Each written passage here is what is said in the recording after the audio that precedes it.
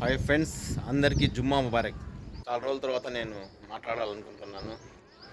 చూడండి, ఇలాంటి రోజు రానే వచ్చింది. 4 నెలల నుంచి ప్రతి ఒక్కరూ ఎదురు చూస్తున్నారు. ఎంత చల్లగా ఉందంటే ఇలాంటి క్లైమేట్ చూసి మన మదనపల్లిలో 4 నెలలు 5 నెలలు అయితే ఉంది. ఈ ఎండలకు భలే జనాలు తమకు సతమతకం అయ్యారు. సరే, ఎలాగోలాగని చూడండి ఎంత చల్లగా ఉంది. బయట బాగానే ఉందండి, ఇంట్లోకి పోతే భలే ఒక్క నిమిషం ఇంట్లో ఉండలేకపోతున్నాం.